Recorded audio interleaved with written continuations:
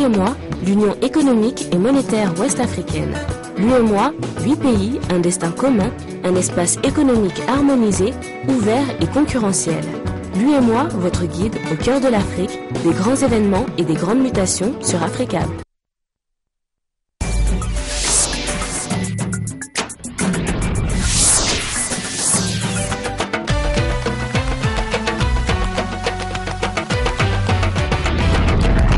Merci à vous qui nous suivez sur Africable Télévision. Bienvenue à ce rendez-vous de l'actualité. Voici les titres de ce journal. Cela fait 50 ans qu'existe l'Union africaine. Des dizaines de chefs d'État et de gouvernements africains se sont réunis. La cérémonie a commencé ce matin dans la capitale éthiopienne. Il sera également question du Mali, mais aussi du Sahel, au cours de cette rencontre d'Addis Abeba.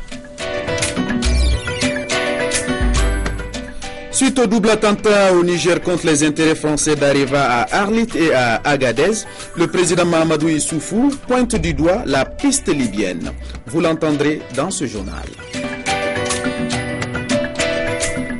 Et puis la guerre en Syrie, les forces gouvernementales et le Hezbollah libanais auraient pris aujourd'hui le contrôle de l'aéroport militaire de Daba. Le président libanais Michel Sleiman appelle le Hezbollah à la prudence et à ne pas s'embourber dans le conflit syrien. Bienvenue à toutes et à tous. En ouverture de ce journal, parlons de célébration. Des dizaines de chefs d'État et de gouvernement célèbrent les 50 ans de l'Organisation de l'Unité africaine. De nos jours, Union africaine. La capitale de l'Éthiopie est aux couleurs de cette organisation qui a aidé à libérer le continent à l'époque coloniale. Les chefs d'État français et chinois participent à ce sommet. Les États-Unis ont envoyé leur chef de la diplomatie, John Kerry, qui s'est exprimé sur la situation au Nigeria. Quant à la présidente de la commission, elle a appelé à une vision renouvelée du panafricanisme. Je vous propose de les écouter. Il n'a jamais été plus urgent de rester unis dans l'action. Jamais les nations n'ont dû faire face à des défis aussi importants. Il nous faut donc renouveler la vision panafricaine et l'idéal de renaissance et nous détourner du cynisme et du fatalisme. L'Afrique doit avoir confiance en elle-même tout en continuant de se construire et prendre en main son destin.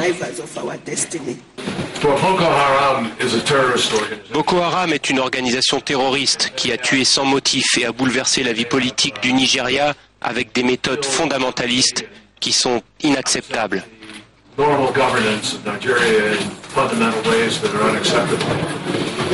Donc nous soutenons complètement le droit du gouvernement du Nigeria à se défendre. Prenait également part à ce sommet la présidente brésilienne Dilma Rousseff qui a offert un beau cadeau en annulant 900 millions de dollars de dettes de pays africains. Parlons à présent des suites du double attentat au Niger contre les intérêts français d'Areva à Arlit et à Agadez. Le président nigérien Mahamadou Issoufou s'est exprimé après une rencontre avec le PDG du groupe français d'uranium. Pour lui, les terroristes venaient de Libye. On écoute à présent le président nigérien. La situation au Mali ne doit pas masquer ce qui se passe en Libye. Parce que les assaillants, selon toutes les informations que nous avons eues, viennent de Libye, du sud libyen. Et j'avais déjà prévenu depuis le déclenchement de la crise libyenne. Si l'État libyen se somalisait, ou si le pouvoir en Libye tombait entre les mains des intégristes, alors la solution aura été pire que le mal. Je sais que les autorités libyennes font le maximum pour la contrôler, mais le fait est là, c'est que la Libye continue à être une source de déstabilisation pour les pays du Sahel. À propos de la Syrie, la réunion d'Istanbul s'est terminée ce samedi. L'opposition syrienne doit préciser sa position sur sa participation à la conférence de Genève. Chez le pays voisin, le président libanais Michel Sleiman appelle le Hezbollah à la prudence. Il estime que le puissant parti chiite risque de s'embourber dans le conflit syrien. C'est la première fois que le président libanais met en garde le Hezbollah aussi directement. Vendredi, Michel Sleiman a appelé le mouvement chiite à la prudence concernant son engagement massif dans le conflit syrien. La résistance est plus noble et plus importante que tout. Elle ne doit pas s'enliser dans les sables de la dissension, que ce soit en Syrie ou au Liban. La résistance, une référence au Hezbollah, surnommé ainsi pour son rôle déterminant dans le retrait de l'armée israélienne du Sud-Liban après 22 ans d'occupation.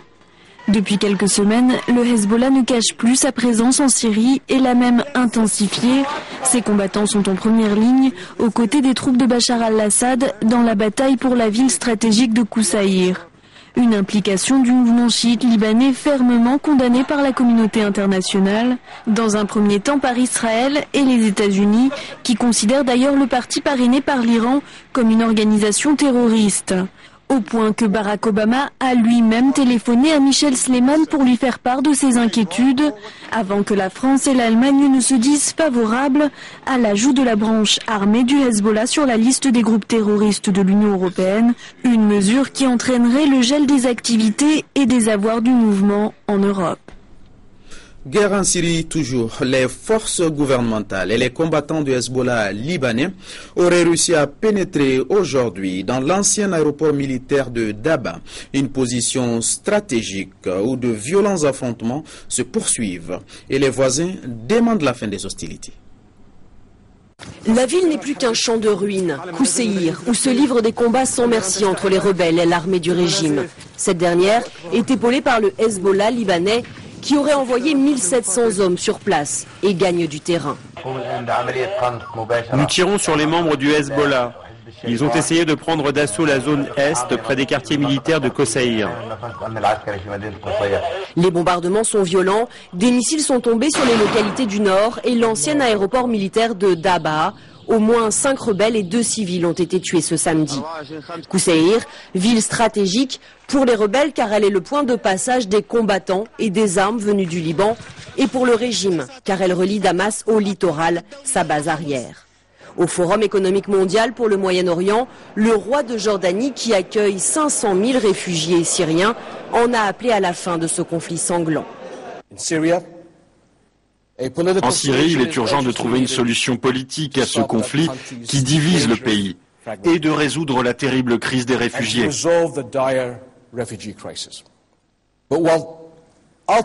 Mais l'urgence ultime est de mettre fin aux violences en Syrie, afin de permettre au peuple syrien de reconstruire son pays.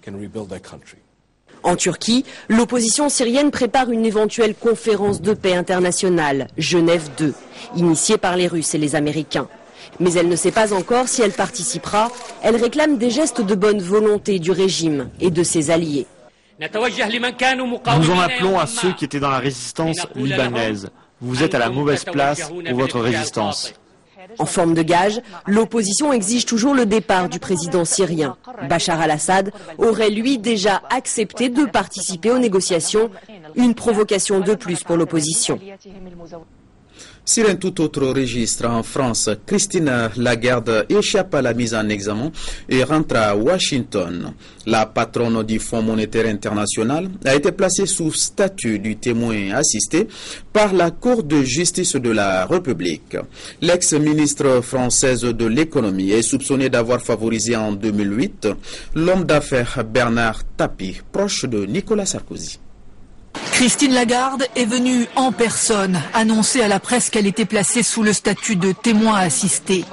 À l'issue de ces 2 jours d'audition intense, l'ancienne ministre de l'économie échappe à la mise en examen, visiblement soulagée. Mes explications ont permis d'apporter les réponses aux doutes qui avaient été soulevés concernant les décisions que j'avais prises à l'époque. Mon statut de témoin assisté n'est pas une surprise pour moi, puisque j'ai toujours agi dans l'intérêt de l'État et conformément à la loi. En clair, les 3 magistrats de la Cour de justice de la République ont estimé ne pas avoir assez d'éléments pour mettre en cause Christine Lagarde dans le règlement du litige entre le Crédit Lyonnais et Bernard Tapie après la vente d'Adidas. En jeu, une question. en s'en remettant à un tribunal arbitral qui a octroyé 403 millions d'euros à l'homme d'affaires, aurait-elle voulu favoriser Bernard Tapie? Non, c'est ce qu'elle a toujours répondu avec son avocat. Il est reproché d'avoir organisé un faux arbitrage pour en réalité habiller un cadeau à M. Tapie et au liquidateur du groupe Tapie. C'est intéressant de voir aujourd'hui qu'il n'existe pas d'indice susceptible de la mettre en cause. L'enquête se poursuit. Les magistrats peuvent toujours revenir sur leurs décisions si de nouveaux éléments apparaissent. Pour l'heure, Christine Lagarde peut retourner à Washington, où le FMI lui a déjà exprimé sa confiance. Parlons à présent de la célébration au Mali. C'était hier du 5e anniversaire du parti Convergence pour le développement du Mali, CODEM. Militants, corps diplomatique, partis amis et sympathisants étaient présents pour l'occasion. Implanté sur l'ensemble du territoire malien, son président, le député Ousseini Amion Guindo, a jugé positif le bilan quinquennal au regard des résultats obtenus. Pour la présidentielle de juillet prochain, le parti compte pleinement y prendre part. Je vous propose d'écouter à présent le président de la CODEM au micro de Mahmoud Kabadiakité et de Seydou Niaré. En 9 mois d'existence, en avril 2009, nous avons pu créer la surprise, je dirais, sur plus de 130 partis politiques en nous classant parmi les 6 premiers. Aujourd'hui, le parti a 5 ans et durant ces 5 ans, le travail n'a jamais cessé. Nous avons continué tout le temps à être sur le terrain auprès des populations. Donc je peux vous dire que les perspectives pour nous, c'est vraiment ces élections, que ces élections se tiennent dans de très bonnes conditions, qu'elles se tiennent dans de très bons délais, et pour que la CODEM, en fait, puisse montrer en 5 ans exactement ce qu'elle a pu faire comme travail. Dans l'actualité également, le Burkina Faso, jour 2 du SEMICA. Le SEMICA, c'est le Salon international de l'énergie, des mines et des carrières. Cette journée est essentiellement consacrée à la réflexion autour de la thématique clé de la rencontre, harmonisation de la réglementation minière dans l'espace UEMOA. Joseph Paré et Jonas Bazi. Salon international de l'énergie, des mines et des carrières 2013, jour 2. À côté de la permanente salle d'exposition se trouvent les cadres de réflexion. Aujourd'hui, la thématique centrale du SEMICA est en discussion, l'harmonisation des textes miniers au niveau de l'UEMOA. Puisque c'était sur l'harmonisation de toute la réglementation au niveau UEMOA. Mais enfin bon, ma contribution a été demandée pour ce que je connais un peu en matière de fiscalité et pour une présentation de la fiscalité, bon, pour la méthode de présentation, on va dire. Une méthode qui pourrait être étendue peut-être à d'autres pays, je l'espère, pour qu'on puisse avoir une vue bien précise des peut-être différences qu'il y a entre chaque pays. Dans la salle, ils sont tous acteurs ou décideurs du secteur minier. Ils saisissent l'opportunité que leur offre le SEMICA. Suivant la nature des ressources, des substances exploitées, un gisement de fer n'a pas la même logique, n'a pas le même cadre et n'a pas la même durée de vie qu'une mine d'or. L'or, le diamant prennent l'avion pour le transport, mais le minerai de fer, le minerai de manganèse ne peut pas prendre l'avion. Il a besoin d'infrastructures. Et ça, c'est autant de points que nous avons évoqués pendant ces discussions. L'infrastructure, le développement des infrastructures, qui est un problème commun à tous les pays de la zone UEMOA. Qu'est-ce qu'il faut faire, que faut-il faire pour essayer de ramener ça à quelque chose de compétitif. En dehors de cette salle, la réflexion s'est poursuivie à grande échelle sous forme de conférences publiques. C'est là aussi une des faces du SEMICA, susciter la réflexion autour de thématiques majeures. Après le Burkina Faso, nous déroulons ce journal en allant au Sénégal, à Dakar, dans l'objectif de désencombrer les chaussées, sécuriser la capitale sénégalaise. La mairie débusque les marchands ambulants des artères de la ville. Ces derniers sont désormais dans des sites de recasement provisoire. Les détails avec Louis Dinassagnan, Suleiman Han et Antoumar. Dans le cadre de la politique de désengorgement de la voie publique entamée par la mairie de Dakar, les marchands ambulants qui encombrent les artères de la capitale se voient recasés dans les sites provisoires. L'avenue William Ponty était devenue autre chose. Troisièmement, il y a eu le problème même que les touristes commençaient à fuir Dakar par le simple fait que les grandes artères de Dakar étaient tous utilisés par des marchands tabliers. Marchands tabliers qui voulait dire que sur cette avenue William Ponty, Maginot et Sandaga, les piétons étaient obligés de marcher sur la chaussée. Dans l'avenue William Ponty, quand vous savez qu'il y a des familles, s'ils ont un décès, ils ne peuvent pas sortir la dépouille. S'ils ont des malades, ils ne peuvent pas les sortir parce qu'il n'y a même pas où stationner une ambulance. Donc c'est la raison simple qui a poussé le maire et la ville de Dakar à désengorger l'avenue William Ponty. Les marchands ambulants et tabliers sont ainsi installés malgré eux dans les nouveaux sites. Ces derniers demandent tout de même aux autorités de leur mettre dans un bon cadre de travail. Pour l'instant, on ne voit pas de clients. Comme c'est un nouveau site, ils se font rares, très rares même. Mais les radios et les télévisions sont en train d'informer les gens pour notre déménagement. On a l'espoir quand même.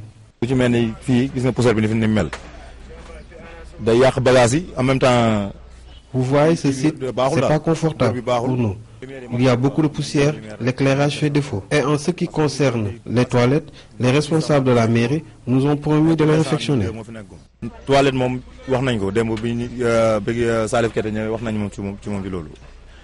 Jusque-là, près de 3000 ambulants ont été recasés dans les 3 sites livrés par la mairie.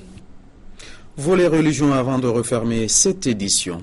Le ministère malien des Affaires religieuses et du culte a servi de cadre ce samedi à la cérémonie de présentation du trophée du premier prix du concours international de Khartoum pour la mémorisation du Saint-Coran.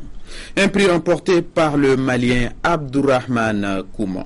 Ce concours a vu la participation de 57 pays africains et d'ailleurs.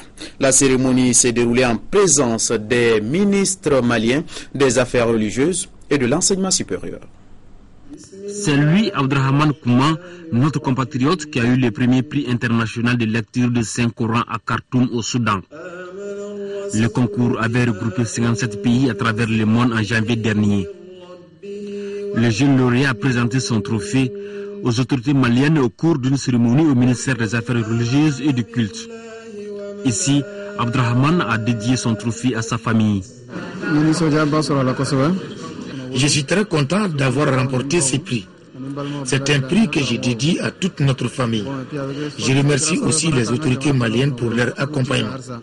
J'invite les autres jeunes maliens du nord au sud de prendre au sérieux tout ce qu'ils font, surtout les études. Le ministre a félicité les lauréats pour les résultats obtenus qui fait la fierté de tout le peuple malien. Abdourahmane, tu as honoré ta famille, tes amis, tes enseignants, la communauté musulmane et tout le peuple malien. Tu es actuellement une référence au Mali, en Afrique et dans le monde entier. Je voudrais réitérer la disponibilité de mon département à t'accompagner dans tes actions et à tout moment quand le besoin se pose.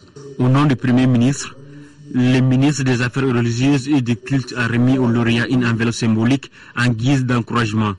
Sur le plan international, Abdourahmane Kouma avait déjà remporté 4 autres prix de mémorisation et d'interprétation du Coran à travers le monde. C'est sur cette note d'encouragement et d'accompagnement que se referme cette édition. Merci à vous de l'avoir suivi et surtout de votre fidélité. Bonne suite de programmes sur Africable Télévision.